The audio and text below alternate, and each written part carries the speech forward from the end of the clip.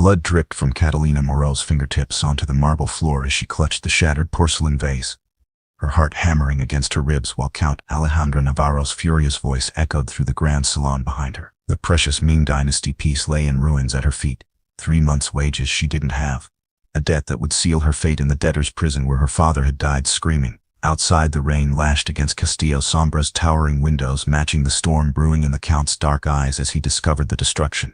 What Catalina couldn't know was that the man whose wrath she feared had been watching her for weeks, memorizing the graceful curve of her neck as she worked, the determined set of her shoulders that reminded him of someone he'd loved and lost. Tonight, as thunder crashed overhead and her blood stained his ancestral home, their carefully maintained boundaries would shatter as completely as the priceless vase, revealing truths neither was prepared to face. The accident had happened in an instant. Catalina had been polishing the salon's collection when the ladder beneath her wobbled treacherously. Her desperate grab for balance sent the vase tumbling, its destruction echoing through the castle like a death knell. Now she knelt among the fragments, her hands shaking as she tried uselessly to gather the pieces. "Leave it!" Count Navarro's voice cut through the silence like a blade. Catalina's head snapped up. Through her tears, she saw him standing in the doorway, tall, imposing, his aristocratic features carved from shadow and lamplight. At 28, he possessed the kind of austere beauty that made serving girls whisper a noble lady's swoon. But Catalina had learned to fear that face, to read the storms that gathered in his midnight eyes. "My lord," she began, struggling to her feet. "I said leave it." He stepped into the room, his movements predatory and controlled. "How much is it worth, do you think?" The question was a trap. Catalina's throat constricted. "I don't know, my lord. 300 gold reales." His voice remained conversational, almost pleasant. "Purchased by my grandfather in the Orient. Irreplaceable." Catalina's knees nearly buckled. 300 reales. More money than she would earn in 5 years, even if she worked every day until her fingers bled. "My lord, please what?" He circled her slowly, like a predator studying its prey. "Please forgive the debt. Please pretend this never happened. Please ignore that you've destroyed something priceless through your carelessness." "I'll work," she whispered desperately. "I'll work without wages until it's paid." "You'll what?" He stopped directly before her, close enough that she could smell the sandalwood and bergamot that clung to his clothes. "You already work 16 hours a day. Shall I make it 18, 20? The cruelty in his tone made her flinch. This was the Count Navarro the servants whispered about. Cold, ruthless, capable of destroying lives with a word, yet something flickered in his eyes that gave her pause. Not cruelty, but something deeper, something that almost looked like pain. "Send for the magistrate," he commanded the butler, who had appeared in the doorway. "Have him draw up the debt papers." "No," the word tore from Catalina's throat. "Please, my lord, not the prison. I have a sister. She's only 14. Without my wages, she'll starve." For a heartbeat, something shifted in the Count's expression. Then his mask slammed back into place. "You should have considered that before you climbed that ladder like a reckless child." "It's past midnight," the butler ventured carefully. "Perhaps the magistrate could be summoned tomorrow." "Now, Rodolfo." The Count's voice brooked no argument. "I want this matter settled tonight." As the butler departed, Catalina sank to her knees again, not caring about the porcelain shards that bit through her skirts. 6 months ago, she had been desperate enough to accept work at Castillo Sombra, despite its reputation. The previous Count had been a monster, they said, and his son was rumored to be worse. But the wages were triple what she could earn elsewhere, enough to pay for her sister Elena's medicine and keep them both fed. "Get up!" The command was sharp. Catalina remained kneeling, her head bowed. If these were to be her last moments of freedom, she would use them to memorize Elena's face, to prepare herself for the darkness ahead. "I said get up!" Suddenly, strong hands seized her arms, hauling her to her feet with surprising gentleness despite the harshness of his voice. Standing, she was forced to meet his gaze. Up close, she could see the exhaustion etched around his eyes, the tension that held his powerful frame rigid. When had she stopped thinking of him as merely the distant, terrifying master of the house? When had she begun to notice the way he moved through his ancestral home like a ghost? The loneliness that seemed to emanate from him like cold. "You're bleeding," he said abruptly, his grip tightening on her arms. Catalina glanced down. Blood from her cut hands had stained the pristine white of his shirt cuffs. "I'm sorry, my lord. I'll pay for the laundering." "Enough." His voice had gone strangely hoarse. "Just enough." For a moment that stretched like eternity, they stood frozen. The storm outside seemed to pause, waiting. Then footsteps echoed in the corridor. and the Count released her so quickly. She stumbled. The magistrate, a thin man with calculating eyes, entered with his ledger and quills. "My lord, you have need of debt papers." "Yes," but the Count's gaze remained fixed on Catalina's bloodied hands. "The servant has destroyed property valued at 300 reales. A substantial sum." The magistrate's eyes gleamed. "Shall I prepare the standard terms? Debtor's prison until the sum is worked off." "No." The word emerged before the Count seemed to realize he'd spoken it. Everyone in the room turned to stare at him. Catalina felt her heart stop, then race again with desperate hope. "My lord." The magistrate looked confused. Count Navarro straightened, his aristocratic mask sliding back into place. "She'll work off the debt here. As my personal servant. The debt will be deducted from her wages at a rate of 5 reals per month." Catalina's mind reeled. At that rate she would be bound to Castillo Sombra for 60 months, 5 years of servitude. It was a kind of prison, but one that would allow her to continue sending money to Elena. "That's highly irregular," the magistrate protested. "Personal servants to unwed noblemen, the implications." "Are you questioning my honor?" The Count's voice had gone deadly quiet. The magistrate paled. "Of course not, my lord. I merely suggest." "Then draw up the papers as I've instructed. She'll serve as my secretary, organizing correspondence and managing household accounts. Nothing improper about that, surely?" As the magistrate reluctantly began writing, Catalina stared at her new master in bewilderment. Secretary work was usually reserved for educated men of good family, not serving girls. Why would he offer her such a position? "You can read, can't you?" the Count asked, as if sensing her thoughts. "Yes, my lord. My father was a teacher before." She stopped, not wanting to mention the scandal that had destroyed her family. "Before what?" "Before he was falsely accused of theft and died in prison," she finished quietly. Something flickered across the Count's features, recognition, perhaps, or understanding. "I see." The papers were completed with efficient brutality. Catalina signed her name with a trembling hand, sealing her fate for the next 5 years. As the magistrate departed with his fee, she found herself alone with the Count once more. "Your quarters will be moved to the East Wing," he said without looking at her. "You'll begin tomorrow at dawn. Rodolfo will explain your duties." "My lord," she ventured carefully, "why didn't you send me to prison? Why offer me secretary work when I'm only a servant?" His dark eyes met hers, and for a moment his carefully constructed facade cracked. She glimpsed something raw and vulnerable beneath, something that made her breath catch. "Because," he said quietly, "someone once showed mercy to me when I deserved none. Perhaps it's time I returned the favor." Before she could ask what he meant, he turned and strode from the room, leaving her standing among the scattered remains of the vase that had changed everything.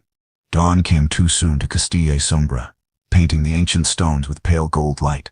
Catalina had spent the sleepless night in her new quarters. A small but comfortable chamber in the East Wing, far grander than the servants' dormitory she'd shared with 6 other maids. The room held a writing desk, a proper bed, and windows overlooking the castle's private gardens. As she dressed in the dark blue gown that had been left for her, simple but well made, marking her new status somewhere between servant and lady, Catalina tried to understand the strange turn her life had taken. Count Navarro's mercy felt like a double-edged sword. She was saved from prison, but bound to him more completely than any chains could accomplish. At precisely 7, she knocked on the door to his private study.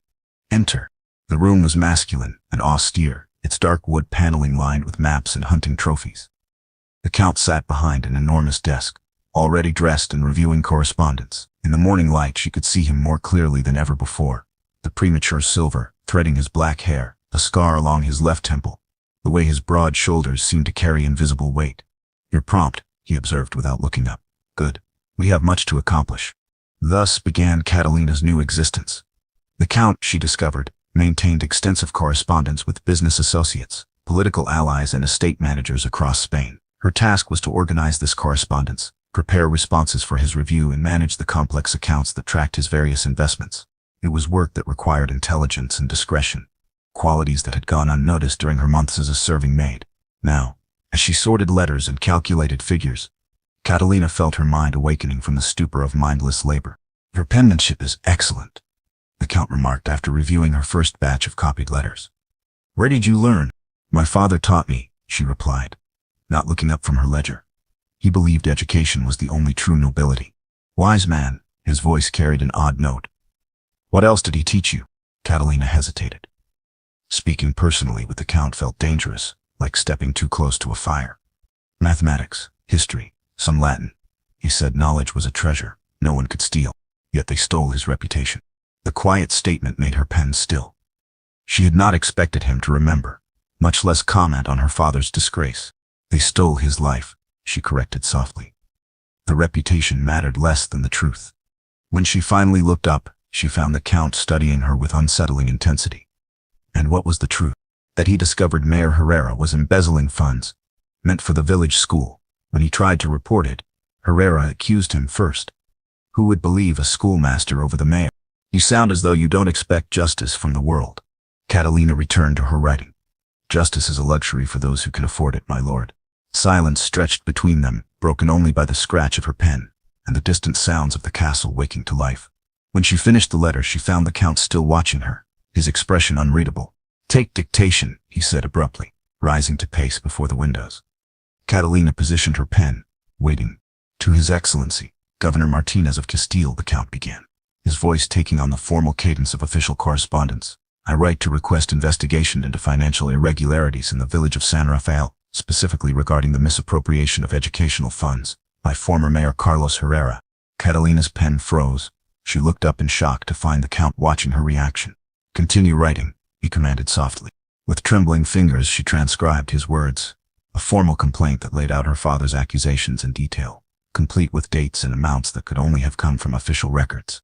Records that someone of the Count's influence could access. When the letter was finished, she set down her pen and stared at him in bewilderment. My lord, why would you? Because your father was right, he interrupted. Herrera has been stealing from 3 villages under my protection. The investigation was already underway. Your father's case merely provided additional evidence. But this means, it means his name will be cleared posthumously. It means Herrera will face justice. And it means the position of magistrate for the San Rafael district will soon be vacant. A position your sister might one day be eligible for with proper education. Catalina felt tears threatening. I don't understand. Why would you care about justice for a dead schoolmaster's family? The Count turned back to the window, his profile etched against the morning light. Because I know what it feels like to be falsely accused. I know the taste of injustice, the weight of undeserved shame. Before she could ask what he meant, he gestured to another stack of correspondence. We have work to finish. The morning is advancing. Over the following weeks, Catalina settled into her new role with surprising ease. Her quick mind and careful attention to detail made her invaluable to the Count's complex affairs. She learned that his wealth came not from inherited lands alone, but from shrewd investments in shipping, mining, and overseas trade. He was, she realized, far more intelligent and progressive than his cold demeanor suggested. Their daily interactions followed a careful pattern, professional, courteous, strictly bounded by their respective positions. Yet sometimes, when she looked up from her work, she would catch him watching her with an expression she couldn't decipher. And sometimes, when she brought him his evening brandy, their fingers would brush as he took the glass, sending unexpected warmth shooting through her veins. It was during their 3rd week working together that the first letter arrived. Catalina recognized the expensive parchment and elaborate seal immediately. Correspondence from the Duchess of Alba, one of the most powerful women at court. As she placed it atop his morning correspondence, the Count's expression darkened. Read it aloud, he commanded after breaking the seal. My dear Alejandro, she began, then hesitated. The familiar use of his name felt strange on her tongue. Continue. I trust this letter finds you well at that dreary castle of yours. The Queen has been asking after you. Apparently your continued absence from court is causing comment. More importantly, my niece Isabella will be 18 next month. Her father and I believe it's time you considered marriage. The alliance would benefit both our houses, and Isabella is said to be quite accomplished.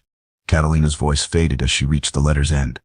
The Duchess was proposing a marriage contract, complete with detailed financial arrangements and the promise of significant political influence. What do you think? The Count asked, his tone carefully neutral. The question surprised her. It's not my place to think about your personal affairs, my lord. I'm asking anyway. Catalina set the letter aside, choosing her words carefully. Lady Isabella is beautiful, well-connected, and would bring significant advantages to any marriage. That's not what I asked. She met his gaze directly, seeing something there that made her pulse quicken.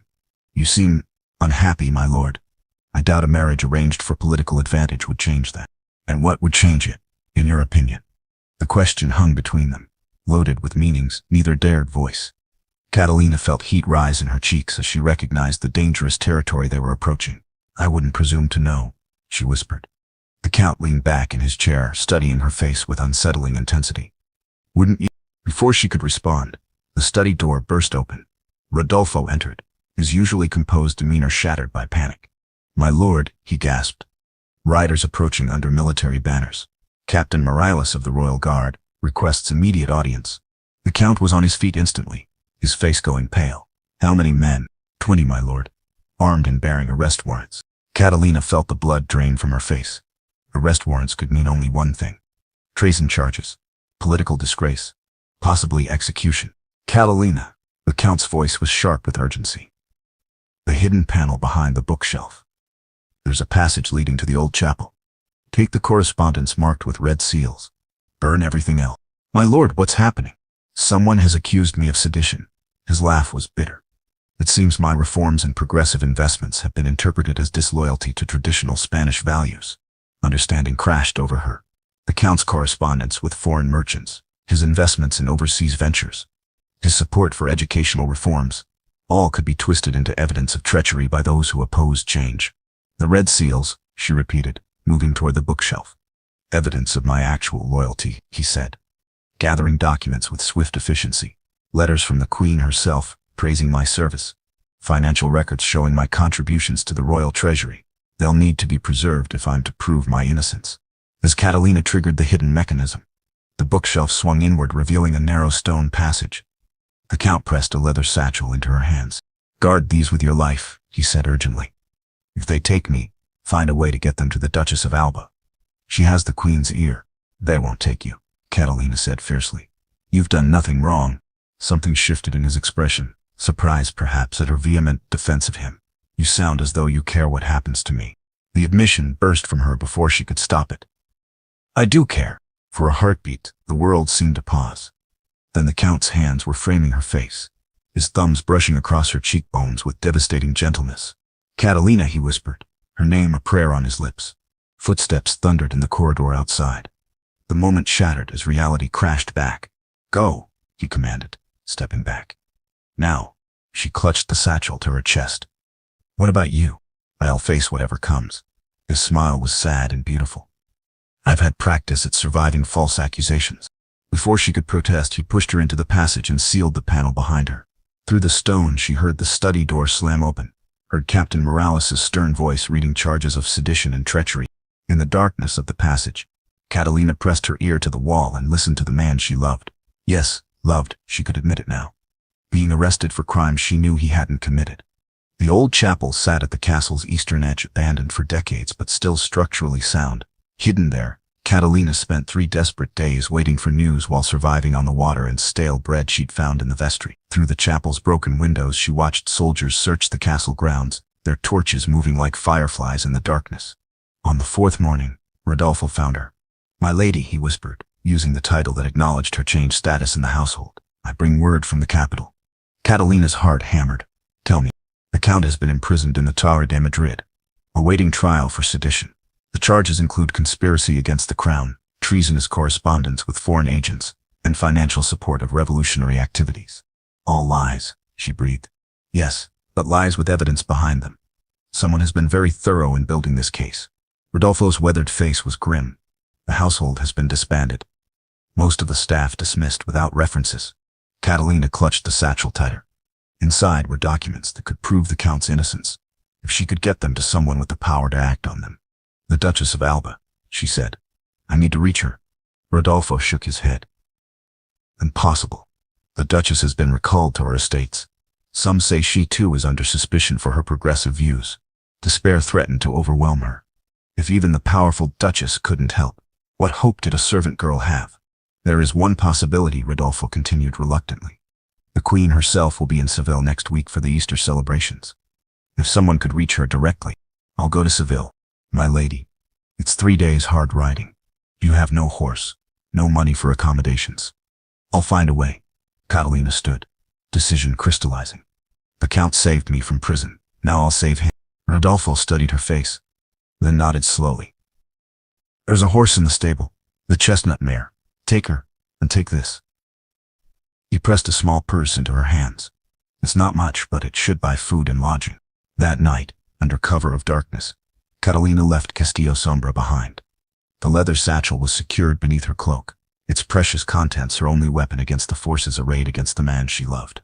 The road to Seville was treacherous in April, muddy from spring rains and crowded with pilgrims heading for Easter celebrations. Catalina pushed herself in the mare hard, stopping only when exhaustion threatened to topple her from the saddle. Each night she found the cheapest lodging available and counted her dwindling coins with growing anxiety. On the second day, disaster struck. At a river crossing swollen by recent rains, the mare stumbled on loose stones. Catalina was thrown clear, but watched in horror as the horse limped away, clearly lame. "Need help, señorita?" She turned to find a merchant with a loaded cart studying her predicament. His eyes held calculating interest that made her skin crawl. "My horse is injured," she said carefully. "Unfortunate." His gaze traveled over her travel-stained dress, noting its quality. "Perhaps we could arrange transportation. I'm bound for Seville myself." The implication in his tone was clear. Catalina clutched her cloak tighter, feeling the satchel's reassuring weight. "I can pay," she said firmly. "I'm sure you can." His smile was predatory. "The question is how much, and in what currency?" Before she could respond, another voice cut through the morning air. "The lady travels under my protection." Both Catalina and the merchant turned toward the newcomer, a young man astride a magnificent black stallion. He wore the blue and gold of the royal guard with captain's insignia on his collar. "The Captain Sandoval," the merchant muttered, his manner immediately becoming obsequious. "I was merely offering assistance." "How generous!" The captain's tone could have frozen wine. "I'm sure the lady appreciates your offer. However, she'll be traveling with my escort from here." The merchant departed with obvious reluctance. Captain Sandoval dismounted and approached Catalina with formal courtesy. "Are you injured, señorita?" "No, but my horse." She gestured helplessly toward the limping mare. "Leave her at the next village. The innkeeper will care for her until she heals." His dark eyes studied her face with uncomfortable perceptiveness. "You're traveling to Seville alone?" "Yes." "May I ask why?" "The roads aren't safe for unescorted women." Catalina hesitated. A captain of the royal guard could be ally or enemy. She had no way to know which. "Family business," she said finally. Something flickered in his expression. Recognition or suspicion, she couldn't tell which. "I see. Well, my men and I are bound for Seville. You're welcome to travel with us if you don't mind military company." It was an offer she couldn't refuse, though everything in her remained wary. "That's very kind, Captain." As they rode, Captain Sandoval proved to be intelligent and well-informed. He spoke of court politics with the easy familiarity of someone close to power, and seemed genuinely interested in her opinions on various subjects. "You're well-educated for a—" He paused, clearly trying to determine her station. "For a woman traveling alone?" she supplied. "I was going to say for someone so young. Your insights into political matters are quite sophisticated. I've had good teachers." That evening, as they made camp beside a stream, the captain approached her with wine and bread. "There's something I should tell you," he said, settling beside her with casual familiarity. "I know who you are." Catalina's blood turned to ice. "I don't know what you mean." "You're Catalina Moreau, formerly in service at Castillo Sombra, currently wanted for questioning in connection with Count Navarro's treason trial." Her hand instinctively moved toward the satchel hidden beneath her cloak. "I've committed no crime." "I didn't say you had." His voice was surprisingly gentle. "But others believe you possess documents relevant to the case." "What documents?" Captain Sandoval smiled, and for the first time since meeting him, it seemed genuine. "The ones you're carrying in that satchel. The ones that could prove the Count's innocence." Catalina stared at him in shock. "How could you possibly?" "Because I was the one who warned him about the impending arrest." His voice dropped to a whisper. "Count Navarro is innocent of the charges against him. More than that, he's been working with a secret group of loyalists to root out actual sedition within the nobility." Understanding dawned slowly. "You're part of this group." "I am, and we need those documents to save not just the Count but several other innocent men who've been caught in this web of false accusations." Catalina studied his face in the firelight, searching for deception. "If this is true, why didn't you simply identify yourself earlier?" "Because trust must be earned, especially in matters of life and death." He leaned forward, his expression intensely serious. "The Count spoke of you often during our meetings. He said you were intelligent, brave, and completely trustworthy. Now I need to know, were his assessments correct?" The weight of decision pressed down on her. Everything she'd believed about her desperate mission was shifting, revealing new complexities she hadn't imagined. "The Queen," she said finally. "Will she really be in Seville?" "She will.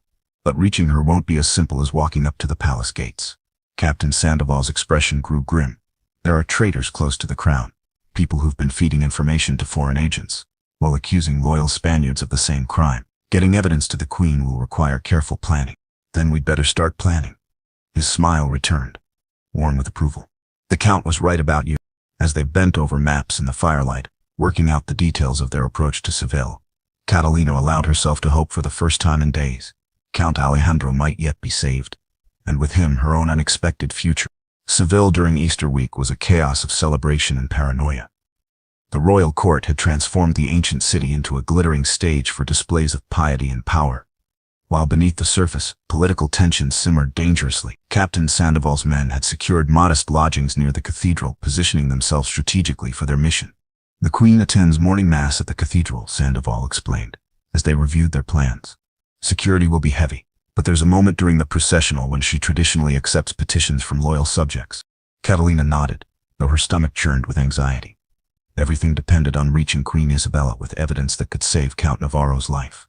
What if the traitors you mentioned recognize me? They won't be expecting a woman. Sandoval's expression was confident, especially not one disguised as a minor noblewoman, presenting a family petition. The disguise was elegant in its simplicity. A black mantilla to cover her distinctive hair, a pearl rosary to mark her status, and a formal gown borrowed from Sandoval's sister. In the mirror, Catalina barely recognized herself. You look the part, Sandoval assured her. Just remember, you're Doña Catalina de Mendoza, presenting evidence of your late husband's loyalty to the crown. The documents you carry prove his innocence of sedition charges. It wasn't entirely a lie, which made it easier to believe. The Cathedral of Seville was packed with courtiers, clergy, and common folk when they arrived for morning mass. Golden light streamed through stained glass windows, illuminating the magnificent altar where Queen Isabella would soon appear. Catalina positioned herself strategically near the aisle where the royal procession would pass. When the Queen appeared, Catalina's breath caught.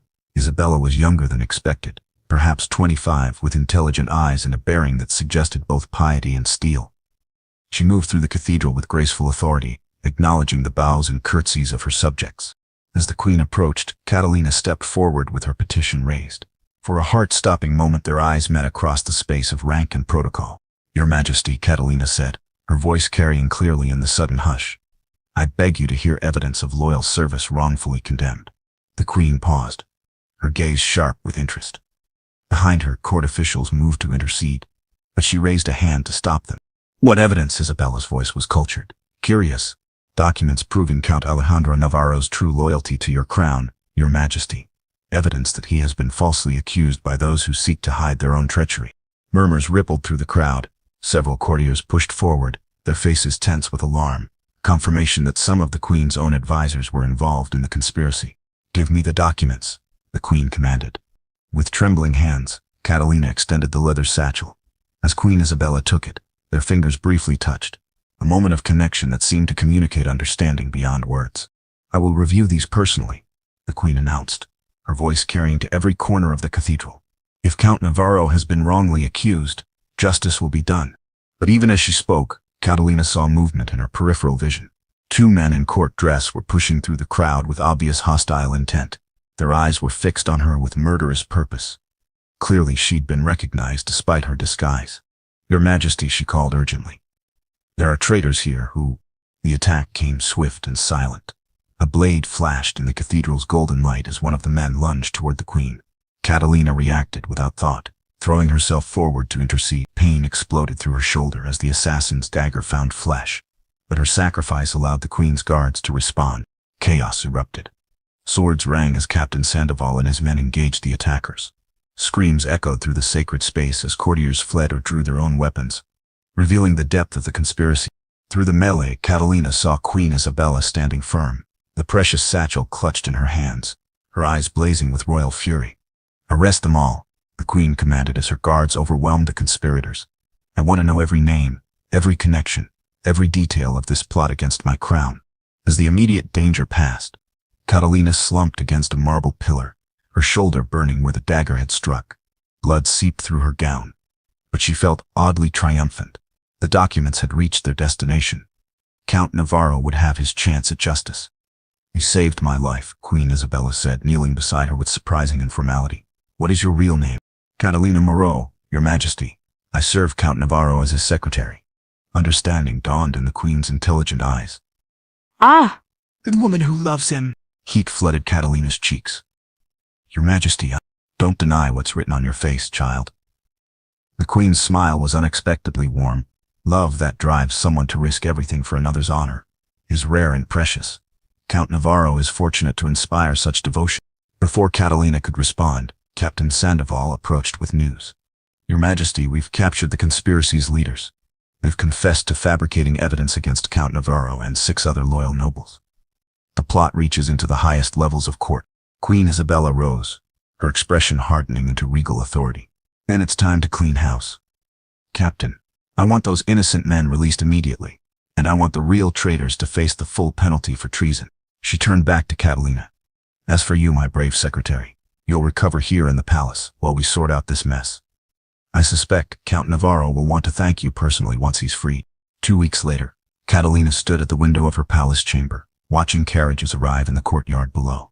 Her shoulder had healed quickly, tended by the Queen's own physicians, and she'd been treated as an honored guest rather than a servant. But luxury couldn't ease the anxiety that gnawed at her as she waited for news from Madrid. A knock at her door made her turn. Enter. Captain Sandoval stepped inside, his expression unreadable.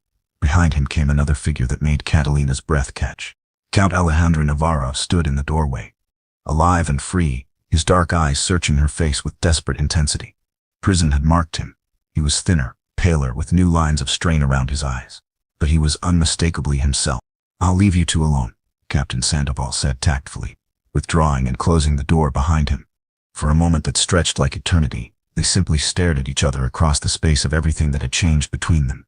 You came after me, Alejandro said finally, his voice rough with emotion. You risked everything to save me. You saved me first, Catalina replied softly. From prison, from despair, from believing I was worth nothing more than cleaning floors. He crossed the room in 3 swift strides, his hands framing her face with the same devastating gentleness she remembered from that night in his study. You were never worth only that, he said fiercely. You're intelligent, brave, beautiful, loyal. Everything I never dared hope to find in this world. Alejandro, she whispered, his name a prayer on her lips. I love you, he continued, his thumb stroking across her cheekbones. I fell in love with you watching you work with such fierce determination.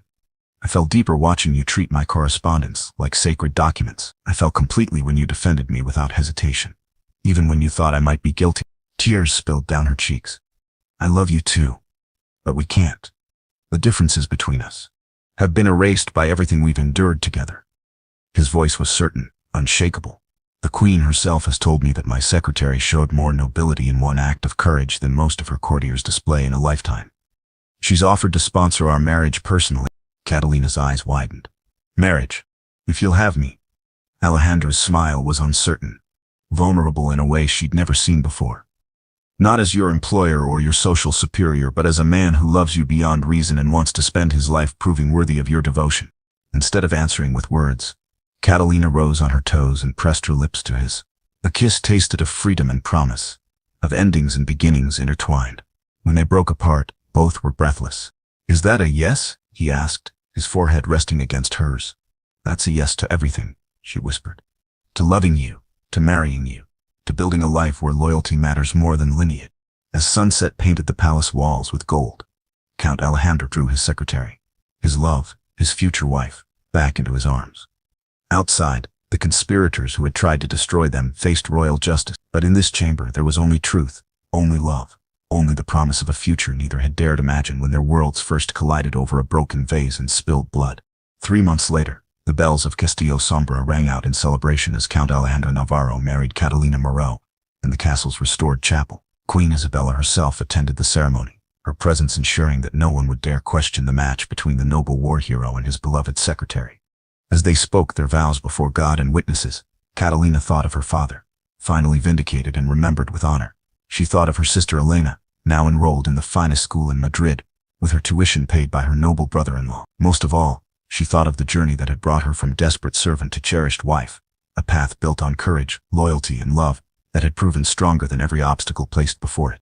When Alejandro kissed her as his bride, sealing their union before the cheering crowd, Catalina knew that some fairy tales were real. They just required more courage to achieve than the stories ever mentioned.